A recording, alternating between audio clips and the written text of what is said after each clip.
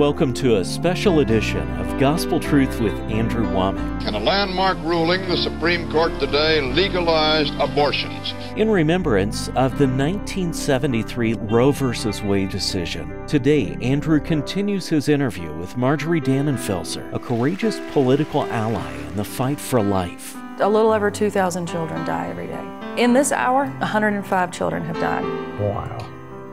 And now, here's Andrew.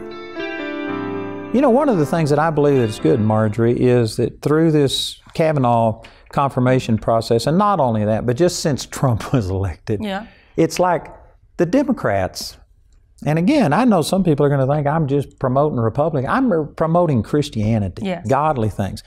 But the Democrats used to disguise themselves and come out like they're really good and store. They have exposed themselves. It's like they've taken off their clothes. You are seeing who they really are.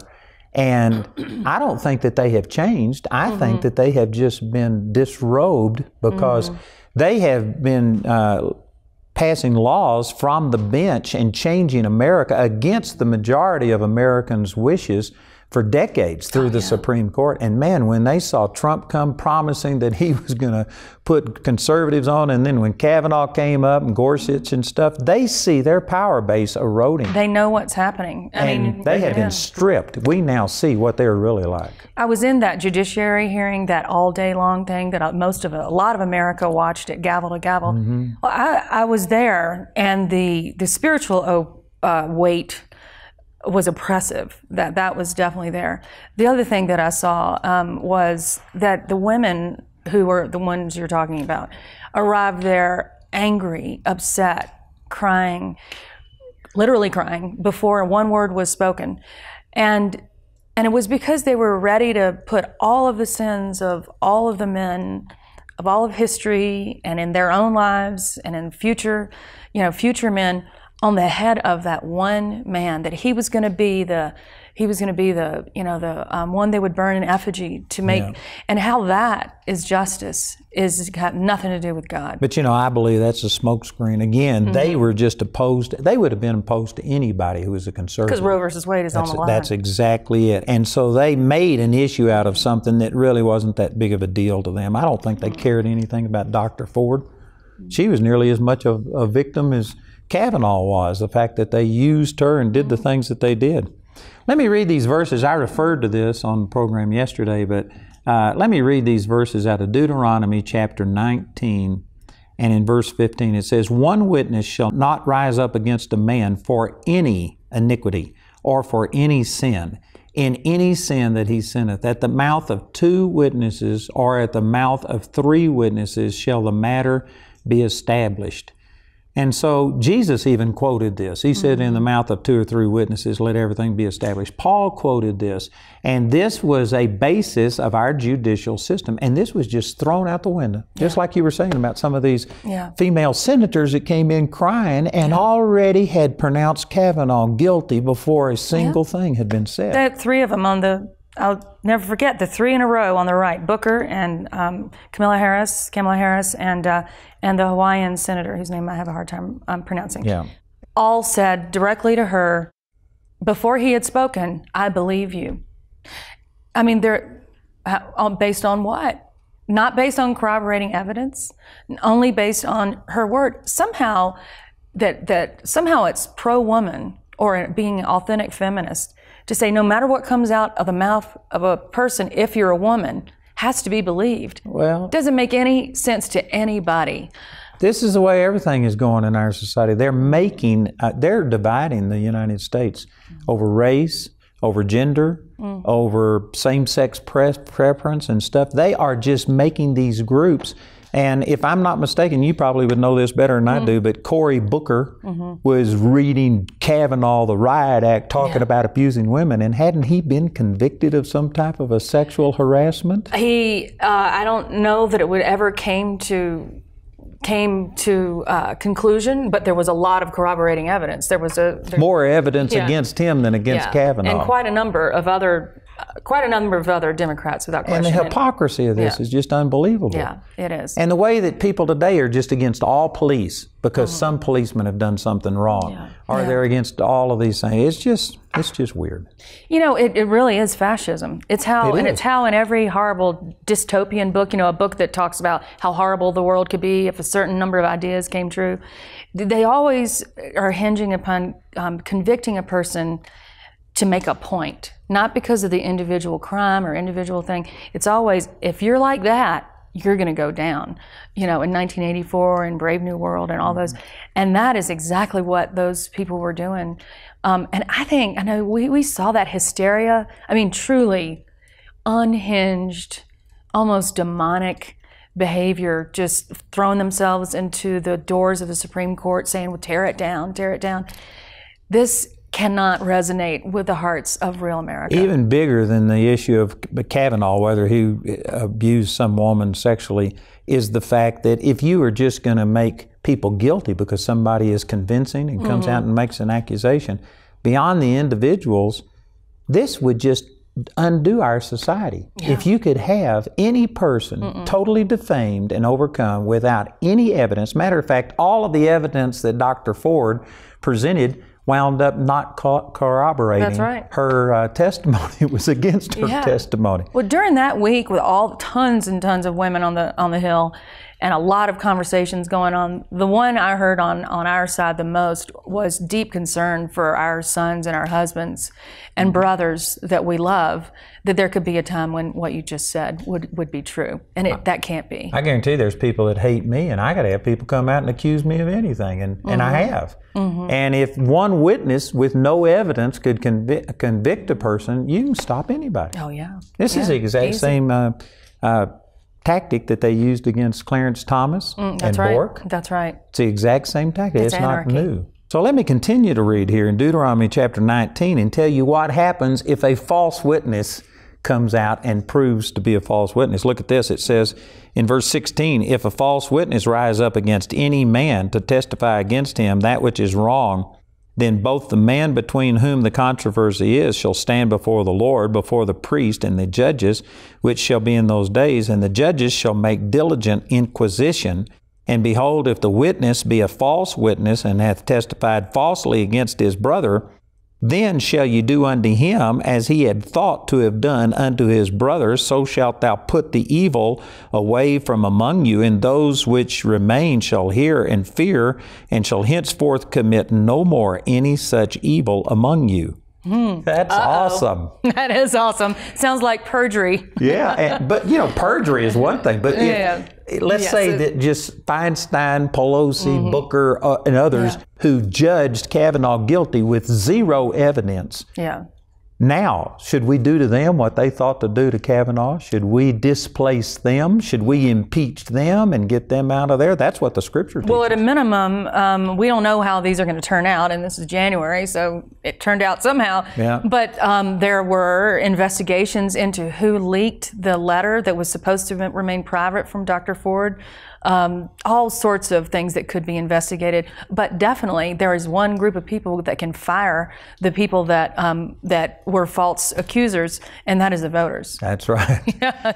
So anyway, let me just say this. I know that there's some Christians watching this that's saying, but you know, you're making a big deal out of this. What does the Bible have to? The Bible doesn't say anything about abortion. Have you got scriptures on abortion? No, it knit me together in my mother's womb. It is always on my heart. I'm glad you mentioned that. Let me read this to you. This is in Psalms 139, verse 14 through 16. It says, I will praise thee, for I am fearfully and wonderfully made. Marvelous are thy works, and that my soul knoweth right well. My substance was not hid from thee when I was made in secret and curiously wrought in the lowest part of the earth.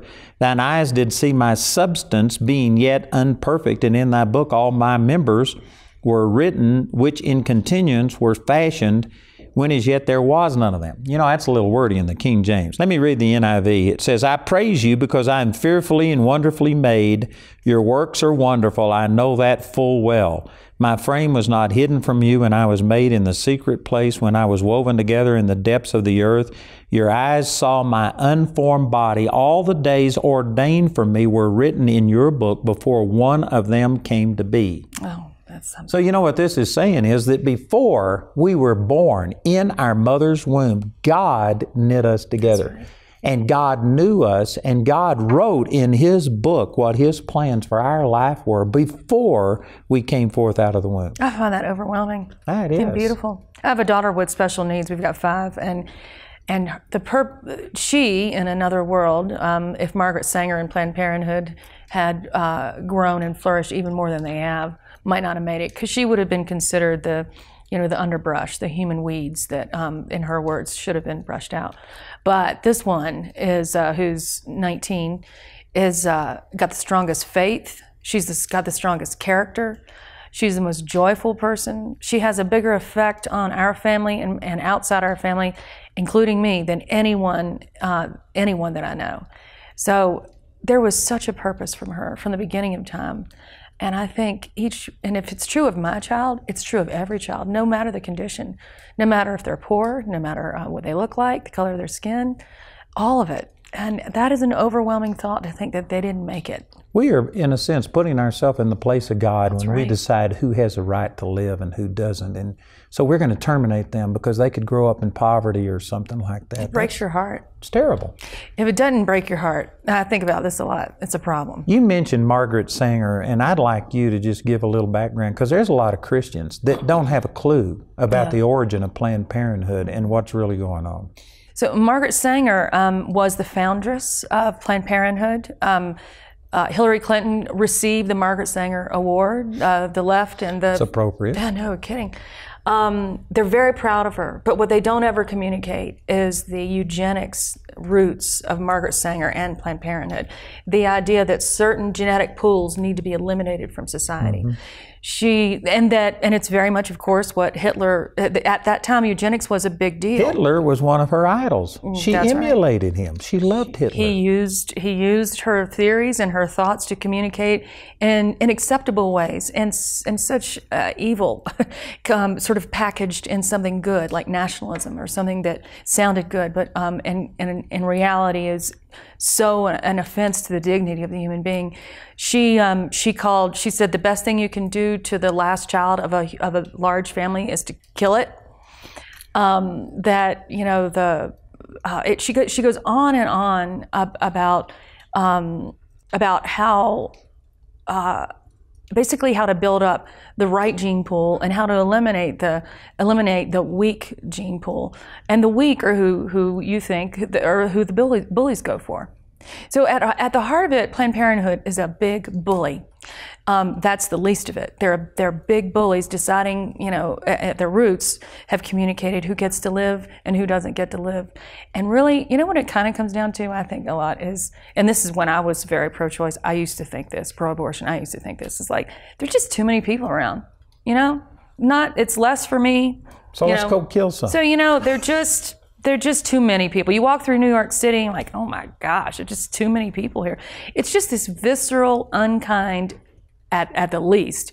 At the worst, it's the most arrogant, elitist, evil thing that you can do. It is pure evil. But that is Planned Parenthood's roots. That's who she was.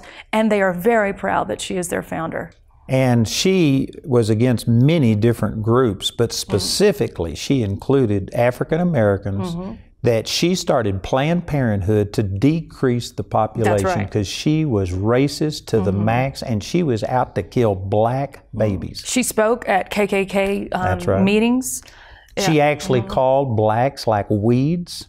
Human that weeds. Needed to be eliminated and pulled out of our gene pool. She was going after immigrants all the time. This is the root of Planned Parenthood. If the root is bad, all of the fruit's bad. I think we find that in life all the time, don't we? And also, would you please speak to the fact that Planned Parenthood will say, but we do so much more than abortions, and we do all of this good. Address that. So it is one of the horrible, evil ironies of our culture right now that they gain so much power and that they communicate with what seems like credibility, and people just believe them.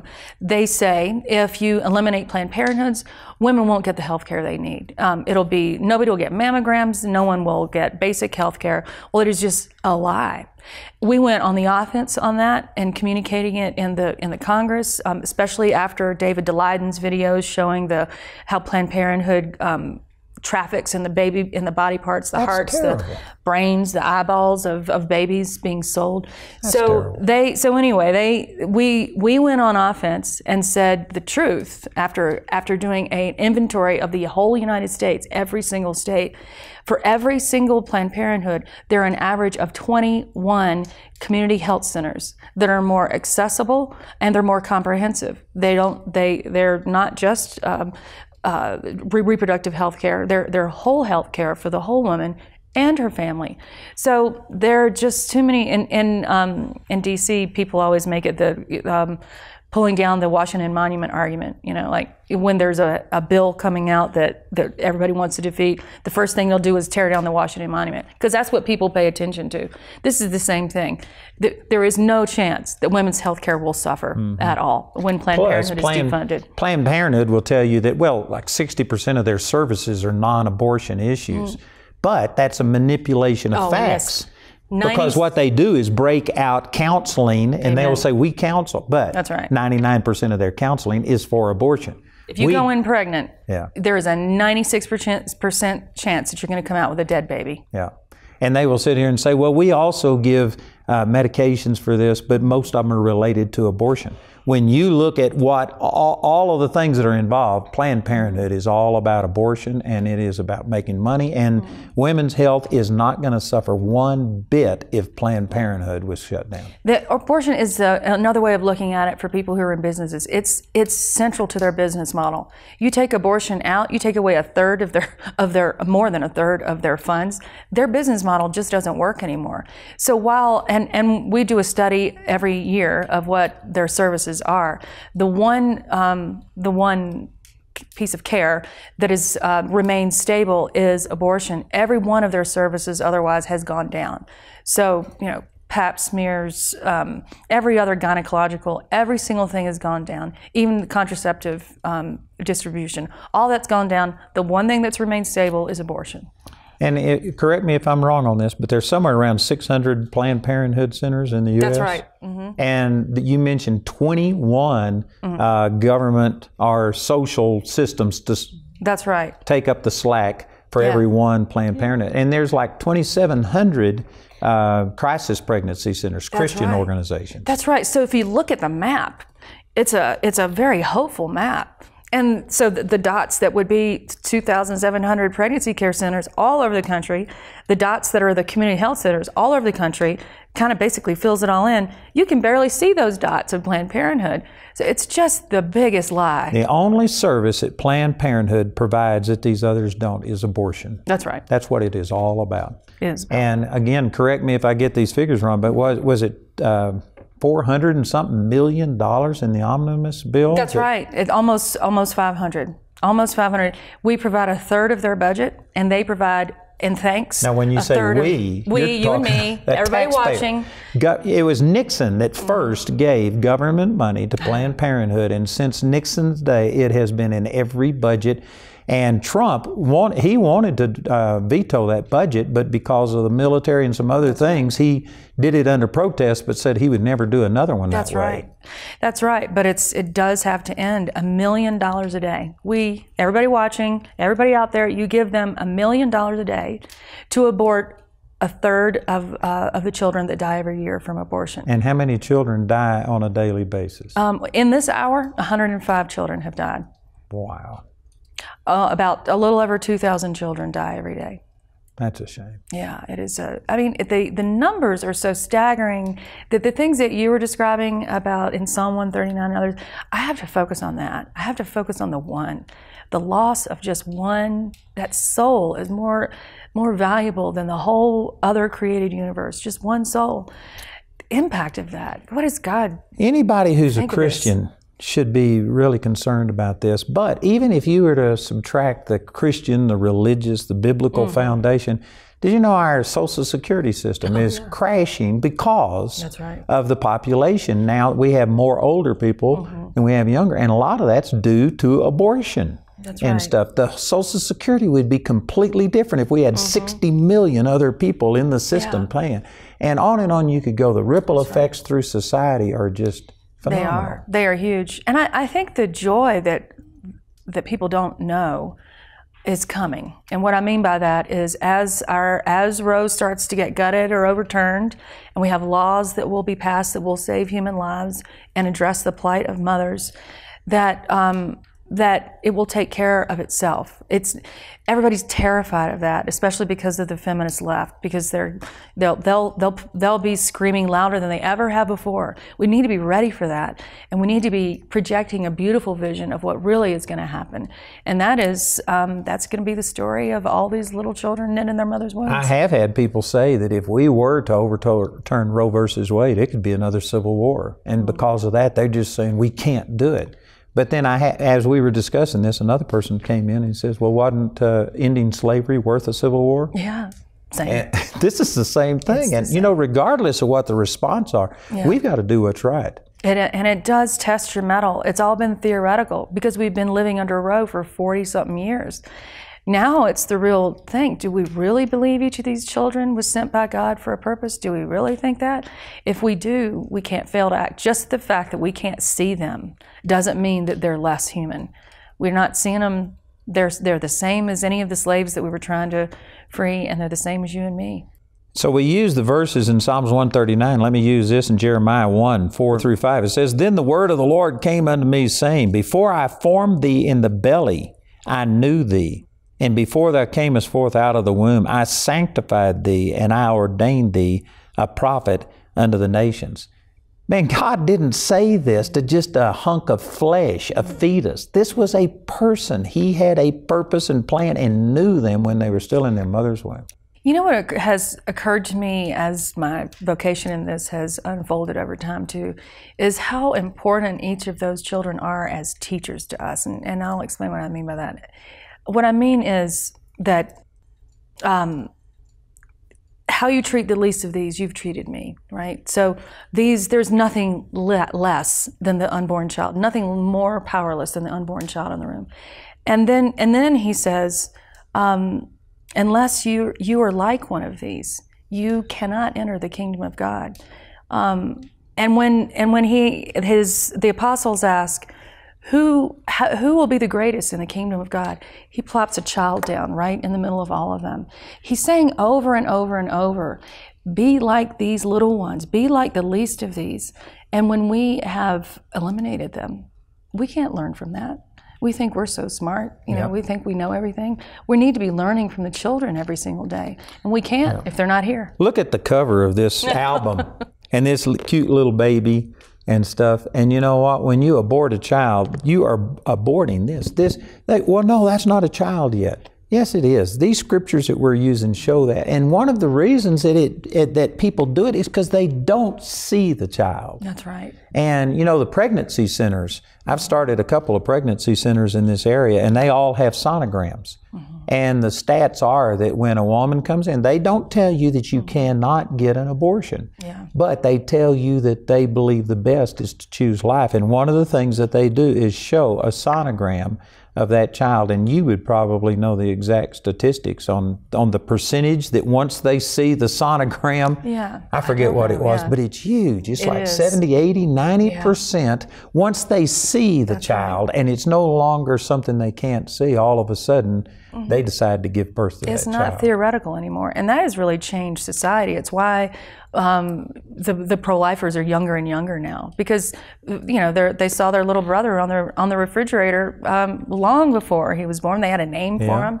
and it doesn't change just because your idea of that person changes. In a landmark ruling, the Supreme Court today legalized abortions. The majority in cases from Texas and Georgia said that the decision to end a pregnancy during the first 3 months belongs to the woman and her doctor, not the government. Children are heritage from the Lord. He knit me together in my mother's womb. Before He formed me, He knew me. Before I was born, He sanctified me. We hold these truths to be self-evident that all men are created equal, that they are endowed with something unalienable rights, that among these are life, liberty, and the pursuit of happiness. Remember, it's my choice. It's our choice. It's the baby's choice. It's God's choice, not yours. Choose life. Amen. That's the baby? Wow. That's really all going on right now. Yeah. It looks like an actual baby. Uh-huh. I hope that you've enjoyed these programs with Marjorie. I tell you, it was powerful, and we are offering you some resources. On this little USB right here, we have 3 interviews with 2 of the women are abortion survivors. One was a saline abortion that caused disfigurement and physical problems. The other one is a woman that survived an abortion. And then we also have an interview of a woman whose daughter died during an abortion. This is going to be a great resource for you. And then we have this as our free gift to you that has scriptures in there that we used against abortion and also a lot of statistics. So all of this will be a blessing to you. I encourage you to get these products and to share the good news about how we are coming to an end of Roe versus Wade in the United States. Today you viewed a portion of Andrew's interview with Marjorie Dannenfelser. The interview in its entirety is available on a special Choose Life USB flash drive. Also included on this flash drive, you'll find several more interviews and testimonies relating to abortion. This Choose Life USB flash drive will be accompanied by the Observing All Things booklet that contains many statistics and scriptures with regard to abortion and other social issues. You can get these valuable resources today for a gift of just $20 or more. Also, Andrew would like to offer you the Observing All Things booklet absolutely free. Go to awmi.net to receive this free offer today. Our helpline number is 719-635-1111. If the lines are busy, remember you can order ministry materials or become a grace partner 24 hours a day, 7 days a week at awmi.net. We appreciate your generosity and hope to hear from you today. When you partner with Andrew Wommack Ministries, you're not only changing the world through Gospel Truth Television and Charis Bible College. A portion of your gifts go into over 40 other ministries. Ministries like Choices, a pregnancy center that has teamed up with our Charis students to help countless mothers make the right decision. When a young woman comes to us thinking she might be pregnant, we offer free, all of our services are free and confidential. Pregnancy tests, ultrasound, we have 2 nurses on staff, but the goal is to allow the Holy Spirit to lead. And when a young woman is in crisis, we know abortion is a choice that's often made out of fear. She would never willingly choose that, but she feels she has no option but that. And so we give her a safe place to come, talk through her strengths, her resources. Teller County averages about 120 births per year. And last year alone, we had 92 young moms and dads in our parenting program. So Andrew Wommack Ministries has just been foundational as a monthly donor for nearly 30 years, but then also when we purchased each of these buildings and expanded one of our buildings, Andrew Wommack Ministries helped us in that capital campaign tremendously. So we're very grateful for all the support through the years. You know, becoming a partner with Andrew Wommack Ministries helps us to help these organizations like Choices. Join with us and become a grace partner today.